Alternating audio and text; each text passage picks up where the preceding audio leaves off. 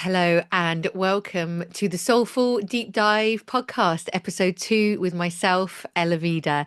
And I am here today joined by my wonderful friend, Ellie Mary, who has spent the last 20 years serving on the front line in the NHS as a dedicated nurse, holding space for people in some of the most vulnerable moments in their lives. Her journey has now evolved into more of the holistic realm, where she works as a holistic health coach and a energy healer. She's someone who really trusts the universe and allows it to guide her with her career and guiding others to reconnect to their bodies and their inner wisdom and also their soul gifts. So, through her work, Ellie helps people remember who they really are, activate their innate capacity for healing, and step into a life that feels really aligned, empowered, and whole. So, thank you so much for joining me today, Ellie. Thank you, Ella. Thank you for the introduction. So tell me a little bit more about your journey, how it all started, your journey into nursing and then out of nursing, if you like. Well, I guess yeah. I've been a nurse for 20 years. So yeah, I first became a nurse. I was kind of into more of the holistic therapies when I was quite a lot younger. So I became a nurse because, well, one day I was thinking I'm going to go and do more training in this holistic work and I'm going to be a holistic health coach. But I just had a very clear message that I couldn't do just that. I had to go and do my nursing training because I was somehow meant to bring the two worlds together. So that's when I went back. Yeah, I was in Australia at that point and I moved back to England to become a nurse. Yeah, so that's where it all started. Amazing, amazing. So, can you share the moment when you first realized as you were taking the traditional NHS path and working with an NHS and the NHS that it wasn't enough for you? And what made you pull it away? Was it a sudden download or was it like a gradual process, a gradual inner knowing that you wanted to kind of phase that out, that you'd had the experiences you needed within that? How did it work for you? Well, I think when I first, yeah, so after I came back and did my nurses training and I got sort of, well, not caught up, but yeah, you know what nursing's like. It's very busy and stressful. And I think I forgot about all my intentions for bringing holistic health coaching in and everything that I wanted to do. And I just got very caught up in the system, I think. And I had Mm. like a young family and I basically got burnt out. So I forgot everything that I had hoped to do. But then I think it was about 7 years ago. I moved to Cornwall, so I just gave myself a little bit of space, I think, to reconnect back. And then I worked on the cancer ward, and it was there that, like, speaking to my patients and seeing the experiences that they went through, kind of reminded me. It kind of like I feel like it just helped me to wake up that thing inside of me again through talking to them. Yeah, and by seeing people who were facing terminal illness Mm. and those conversations, those kind of late night conversations that we'd have about the meaning of life, and seeing them really wanting to listen to their bodies and seeing how hard it was within the healthcare system just kind of fueled that passion within me again. And it made me wake up and remember what I was meant to be doing. And then I kind of went back to all my training again. But it had been, yeah, it'd been a number of years. But I do, looking back now, see how all those years within the healthcare system were like training for me in this work as well, because that's where I learnt my biggest lessons, really. And what were your biggest lessons? Tell us about those. Yeah, I guess I learnt lessons about life and about Mm. death. A lot of the things I learned were from patients at the end of their lives, I suppose. And thinking about, yeah, like I said, thinking about the meaning of life and the fact that we are perhaps more than our physical bodies. And that has Mm. really influenced me a lot. And I think I've learned my intuition through seeing my patients and having conversations with my patients, the things that they said that they were feeling, and how it related to what they're experiencing, and kind of piecing all those things together. That's how I learned to kind of see the wisdom within the body through having those conversations, I think, if that makes sense. And I learned more than I could have learned in any sort of training in that way. And that's the thing, isn't it? So it's learning through your clients' experiences more than the actual kind of training and job itself. Like you were saying, if you're having those really deep, meaningful conversations, and they're the kind of conversations that you don't even realize, like a lot of people, it's not until they get to the end of their life that they have all of these realizations. If they've been shutting themselves off to things, is then realizing it, if when they're faced with, yeah, with mortality and the fact that life may or may not end fairly soon, of all the things that maybe they want to do or want to say, and so Exactly. that Yeah, must have really rubbed off quite a lot. You get people that were saying about regrets or things that you yeah, should do in your life and things like that. Do you think that was definitely. a lot of it, that was what rubbed off? Absolutely. Yeah, definitely. And also even like people who often people come to hospital, I think, you come into hospital and you get everything sort of stripped away from you, don't you? Like you've Mm, left your friends and your family. It's the middle of the night, you're in a hospital gown in a bed. mm, And sometimes you're met with this diagnosis and illness and it's scary. And it's almost like, yeah, you have to kind of face a lot. And I saw people go on these really deep journeys through their illness. A lot of people, would then, improve and they'd leave the hospital. But it's like that journey was something like, yeah, this deep journey of healing that they'd been on when they had to just face everything.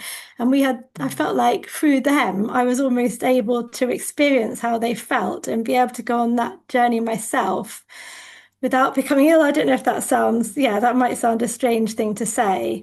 But definitely, like in those moments I had with people when we would talk about, yeah, what it means, what life means, what's the most important things when there was nothing else. Yeah, I found that really profound.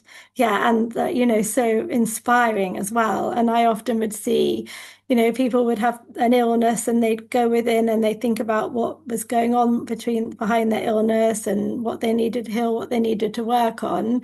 Plus, at the same time, being really unwell, some of my patients on, chemotherapy and things, and they were still going on this deep journey. And I think that made mm. me also think, like, here am I, like, I'm not facing what's going on in my life, and I'm relatively healthy. So that was really inspiring as well to sort of think about how we can face these questions and things before we get ill, if that makes sense. Yeah, Yeah. absolutely. And especially with cancer, because it is one of the biggest killers. It used to be one in three, but I think it's actually one in two now, isn't it, as well? So, it's pretty much safe to say that everybody knows somebody that has suffered from or is suffering from cancer as well. So it's a real kind of reality check.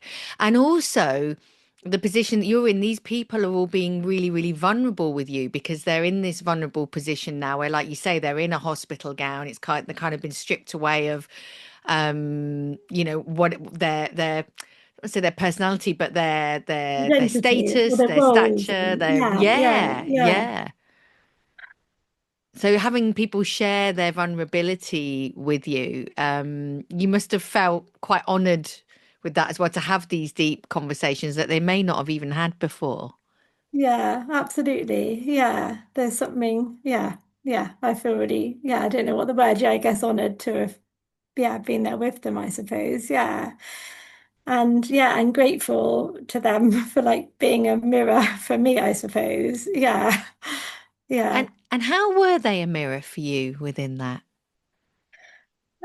Just like, yeah, like I said, watching them go on this healing journey, and yeah, face a lot of them facing these parts of themselves, and the things that they would like open up and talk to me about.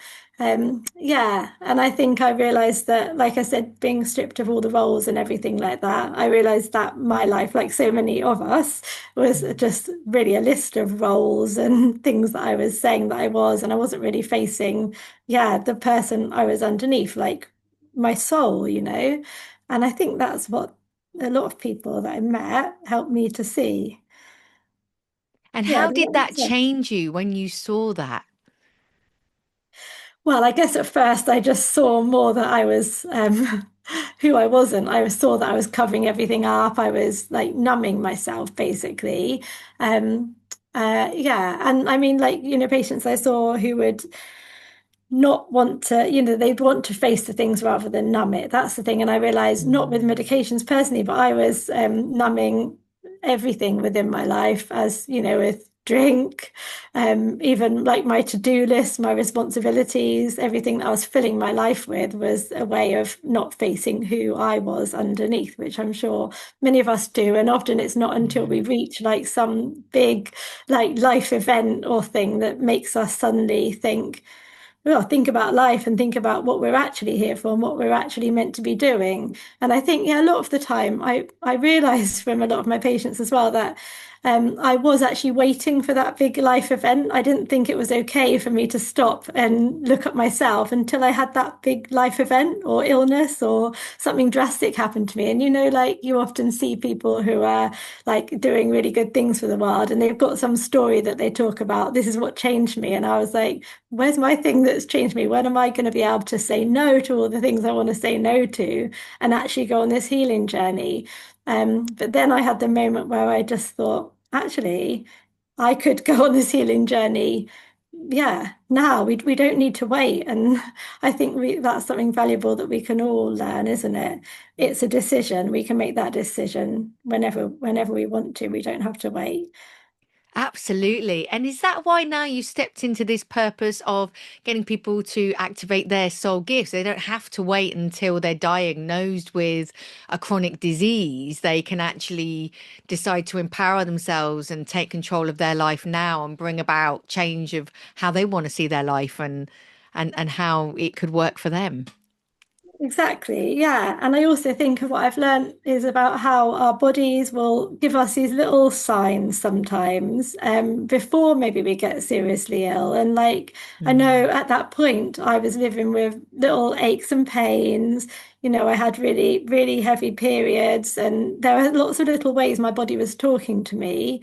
But I wasn't listening to those little signs. And I kind of understood then that yeah, our body speaks to us in so many ways, and we can listen in at any point.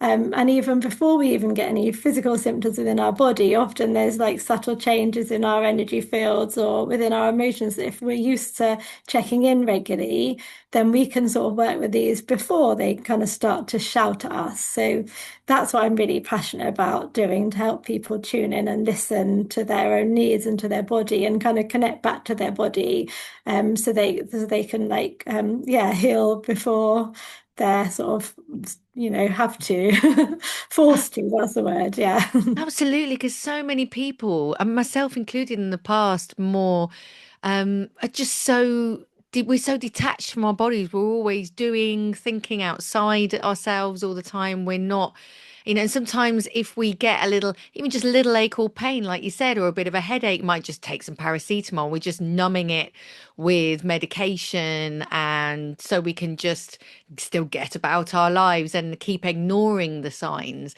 rather than actually going within and seeing that. So, if someone was starting to have any kind of symptoms or signs, what would you advise that they do? How can they begin to connect innately with their body's wisdom? Yeah, I guess it's really a lot of it is undoing the way we're used to, like you said. And I think it's simple, but then it's not simple because we're so used to just plowing on and covering things up. But sometimes I think the first step is just making space and a commitment. There's lots of processes we can do, and we can feel into our body and we can take our attention there and we can ask questions. But often I think it's a decision and like a commitment to your body and just giving yourself that little bit of time, to, yeah, set the intention to tune in, and the answers will come, if that makes sense. Yeah, So, just making space. so would you recommend that someone did that on even a weekly basis or a monthly basis or whenever they got pain or? Oh, yeah. Well, I guess Oh, there's so much you could say about it. I guess, yeah, it's more about getting yourself into that process of trusting in yourself and your body and your own inner wisdom. So, yeah, making space whether you have symptoms or not, just making space every day to tune in to yourself. And I think everyone's got really different ways of doing that, haven't we? So, about finding what way works best for you, whether that's sitting down and doing some writing, or whether it's going for a walk in nature and asking for signs, or whether it's meditating or like tuning into your physical body. But I think it's just, yeah, a matter of learning to slow down and listen to start with, and then like developing the practice that works for you. But yeah, with any sort of actual symptoms within the body, sometimes just like literally just taking some deep breaths and going to that space and asking if there's anything it's trying to tell you. But I think it's something you might not get an answer first, because it's often there's so much involved in trying to help us to slow down and remind ourselves that we're safe and connect back again. Yeah. But I think that it all starts with a decision to listen, and that everything will come to you once you make that decision. That's what I've experienced anyway. Absolutely. And how did you first experience that body's first communications with you, as you like, as your patients were talking to you about this information, giving you the information and getting you to look within to maybe signs of your body and how you're feeling within? And yeah, what were the first signs of that? Talk us through when you started then connecting with your own body's wisdom. Yeah, so I just yeah, I realized that I was really in so much admiration of these people listening. And so I just, like I said, I made that decision, the commitment to listen. And Mm. so then I just started to like, yeah, take quiet time every day and think about what was going on within my body. And of course, then I realized, yeah, you carry on, you think things are normal in life, don't you? But like I had really heavy periods, like they were really debilitating, and I'd always struggled with them. But and also as a nurse, often you do think that it's normal to have aches and pains and all these hormonal imbalances, because that environment, the shifts and the lighting and the stress, we would just joke about these things we had wrong with us as though they were normal, because they kind of are within the hospital, which is, but not very good, is it? But anyway, but I decided to think, yeah, is this trying to tell me something? And but to be honest, I've just said that advice about all these nice things you can do. But what I did, the first thing I remember doing was I just went on Google, what do heavy periods mean? And the answer is you're draining all your life force into things that aren't right for you. And like, I wouldn't Wow. say Google's the answer, but that hit something in me, which made me realize, oh yeah, that's exactly what I'm doing. Um, Yeah. yeah, and so then that was then when I started to learn that, yeah, there were lots of things I needed to change in my life. So that was how my body spoke to me through Google. But that's what I mean, like that the information can come to you in any way once you start to make the decision to tune in. Yeah, Exactly. Exactly. yeah, It's just that kind of boom, isn't it? Of, oh, wow, when something just really hits and you yeah, really feel it, where no matter where it comes from, it's like, oh, wow, that kind of truth bomb. yeah, exactly. And that's how you know it's right, isn't it? Because yeah, you feel it. Yeah, definitely. So, Yeah. and you got involved a lot with women's health. You run a perimenopausal group as well, which is that monthly Yeah, perimenopausal yeah. group as well. And you've worked with a lot of women and really helped them through perimenopause, menopause, hormones. Tell me a little bit more about that. So yeah, so I guess because that was my journey, it was healing the problems that I had with my menstrual cycle. So that's where it all started for me.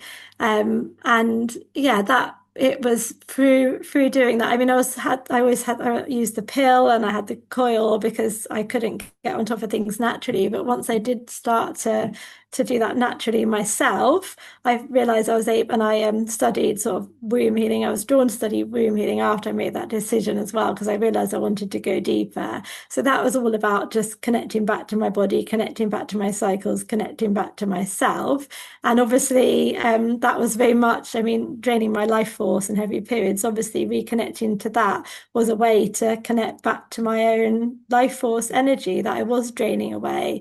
And I think that's, yeah, that is such a common theme. And I think our hormone balance and our cycle health is very much related to our power and our life force energy. And that's what was happening in the hospital. And I had sort of, it had all been numbed. And so that started to come back. And I realized how interrelated those things are. Mm. Yeah, so that's why I'm really passionate about supporting women to get back in touch with their bodies and get back in touch with their cycles, because that is ultimately related to connecting back to their power, I believe. And yeah, um, and like you said about perimenopause, I think that's also a time when we can really access that power even more, but it can feel very scary and overwhelming. So yeah, I'm really passionate also about making a space for women to, yeah, just allow space to allow that all to happen at that time of life. And some talk about we're working with our cycles over the course of our lives, and then we get to a point where that power is just like on tap rather than cyclical. And so with access to this power, we can make a real difference in the world. So that's a really positive thing, isn't it? But like that journey and that process of getting to that newer way of things can feel a bit turbulent. And of course, yeah, we are made to feel fearful of our power, and there's so many stories about aging and like a women after menopause not having any value because the women's only role is to like procreate or whatever. When in fact, as we all know, there's so much value and so much we can give in the later part of our lives. So often Mm. it's fear and this cultural fear placed upon us that can hold us back. Yeah, so it's amazing and exciting, I think. It's been like one of the most crazy times in my life, perimenopause, but also one of the most exhilarating and exciting, the moments when I surrender to it and allow it to move through me, I think. What was the transformation like for you, going from a nurse into holistic therapies? And did you ever have to go back into nursing again because of financial difficulties or looking after your family? Like, how did you manage to, because you must have been juggling both of them at some point when you were doing your training Yeah. initially? Yeah, I was juggling. Yeah, I was juggling a lot of things. Yeah, but I left. Yeah, so I did at the very beginning. Yeah, after the time I had on the cancer ward, I was like, right, I'm going to make a difference. I'm going to leave and do my training. But I had a job in a clinic while I left. But then obviously as a result of all my healing I did, I ended up leaving a really unhealthy marriage as well. So then I was a single mum. And yeah, and I had to support the family on my own and everything.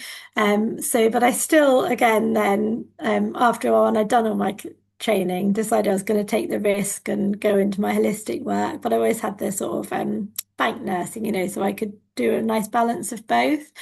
But then, as a result of everything I did with all my healing, I had then a very sudden awakening of all my like intuitive abilities and everything.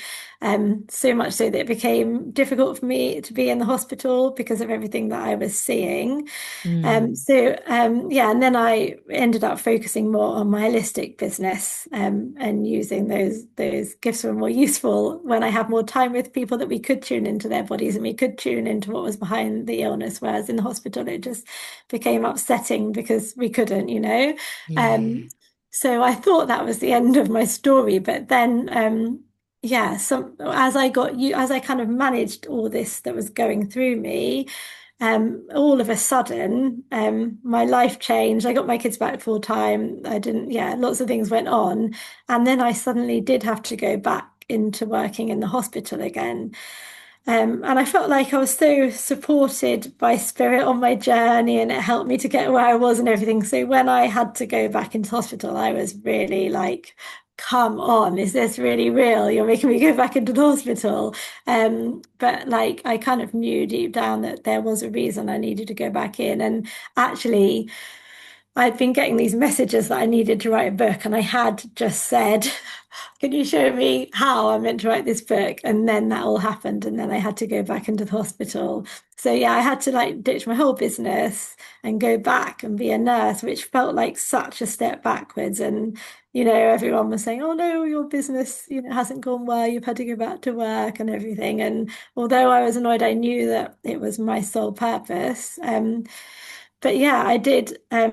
Yeah, I had a year back in the hospital, and actually that was one of the most, yeah, profound years of the whole time. Like I said, I learned a lot in that year in the hospital, and it was another deeper part of my training, I think.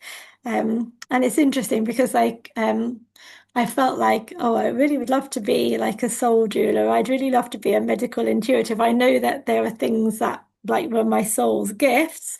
But at the time, like building up my business and being a single mum, I couldn't afford to do the courses. Mm. But it was almost like that was another reason I went in because actually that's what I learned when I was in there because my these visions and everything were so much stronger. Although at times it was very hard to be able to see things while I was in the hospital, I could like see, I would speak to people and see what they were saying and what they were feeling and what I could see.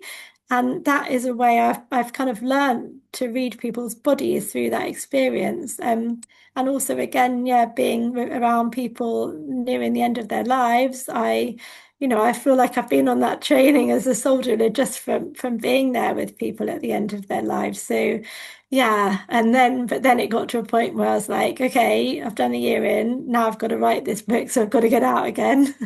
So, And what then is a soul yeah, jeweler? Just for our listeners that are thinking, oh, I might have well, heard that word, but I don't know what a soul jeweler is. Can you explain what a soul jeweler is? it's just, so like a doula is supports, people coming into the world. You might have heard of doula in that sense, like a midwife, but yeah, you can also support people as they're leaving this world as well.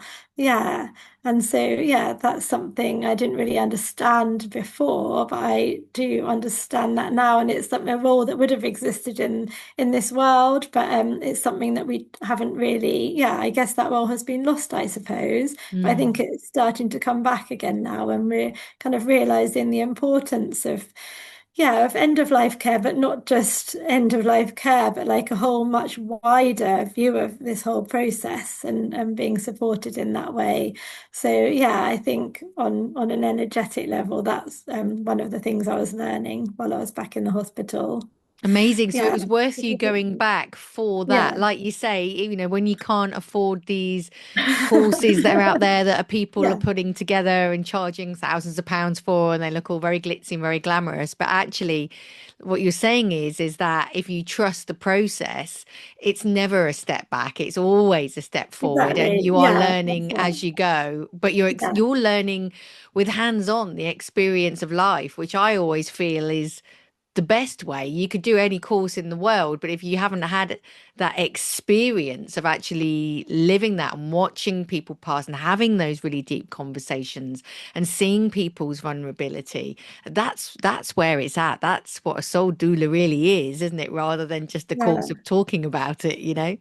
Yeah, I think so. And I think obviously most both are really valuable as well. But I Yeah. think also, I think your life experience of well, my life experience certainly has been what I'm here to bring to the world.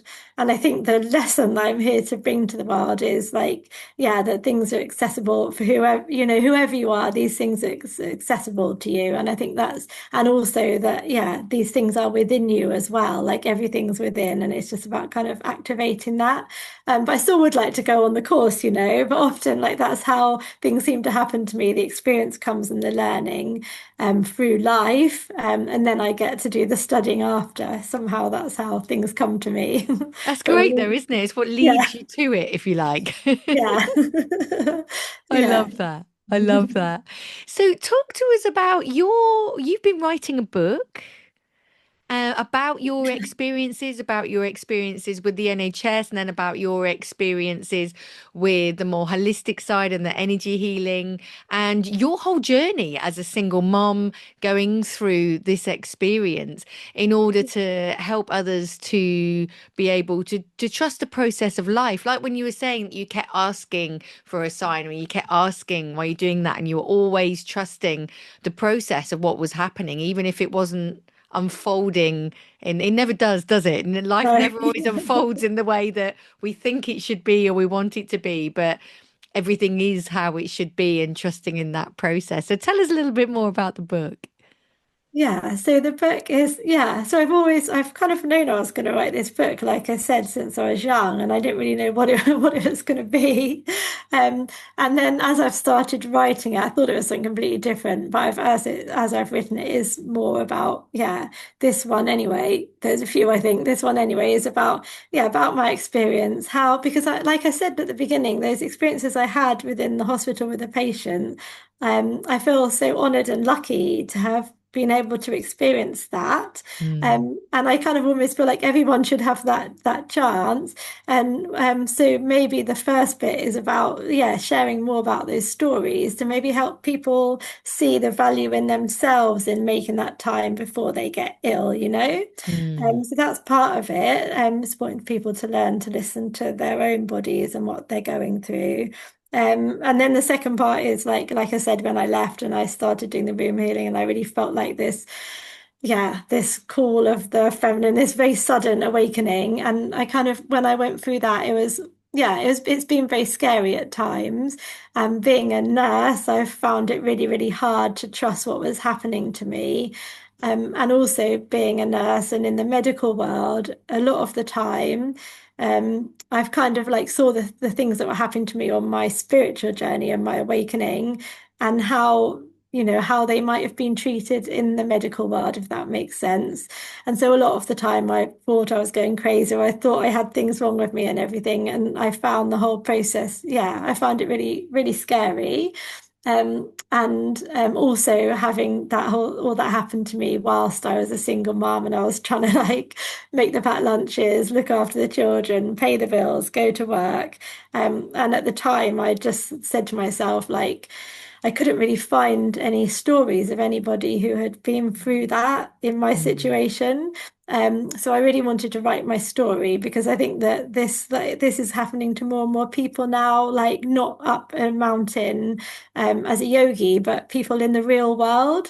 So that's one of the reasons I really want to share my story, so to people know that A, it can happen to anyone, and that you can get through it. And also, a lot of the time, I kind of did ask the question, like, oh, did you mean this happened to me? Was it meant to be me? Because I'm only me. I'm like a single mom, I'm a nurse. And you know that everyone has access to this deeper part of themselves, and to go on this journey, like, yeah, it's not just the yogis in the mountain, it's not just the, you know, yeah, it's if you feel called to this path of like feminine awakening, it is for you. That's, you know, whoever you are. So that's part of it. And then the last part of it is just about yeah, what I saw in the hospital when I was able to see things differently, and how much, yeah, how much else is going on beyond what we kind of really comprehend in medicine. So, yeah. So tell our listeners, how can they support you in this? So I understand that you're putting together a crowdfunder to finish the book, to get the book out there into Yeah. people's hands, to be able to inspire them to take the soul-led path. Yeah, so I've just thought, because I've left nursing, I've got the book now, well, and it's ready to go, ready to like be touched up and written and everything. But I had to then suddenly get out of the hospital, and obviously I'd let my whole business go. So I'm now building up the business, but I'm really getting the strong messages that I need to get the book out. So as I do, like, I'm asking, can you show me what I'm meant to do next? Yeah, and someone suggested that I could do like a crowdfunder, maybe like a free webinar where I can give something like an activation, a healing session. And then if people want to support me, then they can donate just a small amount, large amount, any amount, just to support me in like having a bit more space so I can actually get this book written and out into the world. So that's what I'm gonna, yeah, open up next. Amazing. That's brilliant. And thank you so much as well for your kind of self-sacrifice as well, if you like, to get the book out, you know, taking that time to write it and go with it, and taking yourself out of the NHS, I imagine, in order to do that, so that you've got the headspace and the time to do that. So for all of our listeners out there, please, please support Ellie within this with her crowdfunder. You're setting your crowdfunder up at the moment, aren't you? So what I'll do is put a link in the show notes as soon as you have that together. I'll also put a link to your website website there where they can find you, how they can work with you so that they can discover Okay. more and to help them on the soul-led path. Ellie, thank you so much for joining us today. It's been so nice to have you here, and I can't wait to read your book when it's out. I think so many people are really going to benefit from your journey and how that probably mirrors their own journey. And if there is any advice that you could give someone today who was where you are, say 2 or 3 years ago, what advice would you like to give them? I think, yeah, just like I said earlier, really, just about, yeah, taking those tiny little steps and each little step being so important. And I think when I was stuck, I was in like this abusive relationship, I was in this job that I hated and I couldn't see a way out. But Mm. the very first thing I did was literally just make space, like a tiny little bit of space each day. And like it's amazing how these little things, when they add up, can make a big difference. You don't have to do a lot, but that little bit of space I then added to it every day, bigger and bigger, until I like made space for my soul to come back. It's just, yeah, it's everything's possible. You've just got to take each step at a time, and there's so much support available. And once you ask for the support, it does start coming in. You just got to be open to receiving it, and yeah, and seeing it all around you as well. I love that. Thank you so much. Open, trusting, just step by step. It doesn't have to be great big things, grandiose things all at once. It's always knowing that process and the journey along the way, isn't it? Exactly. And also you don't have to do it all on your own. There is so much support as well out there. And even if money's hard and everything, if you open up, you'll find something that's right. People have free offering. It's almost like like the little cracks that start letting more light in. You ask for them to come and they will come, and then you build up and build up and build up. Yeah. Amazing. Thank you so much, Ellie. It's been so lovely to have you here. And if you've enjoyed this episode, again, please check out Ellie's website and support her crowdfunder. Let's get her book out there ready for everyone. I'm Ella Vida. Thank you so much for joining us today. Thank you so much, Ellie. So much, And Emma. and we will see you again soon.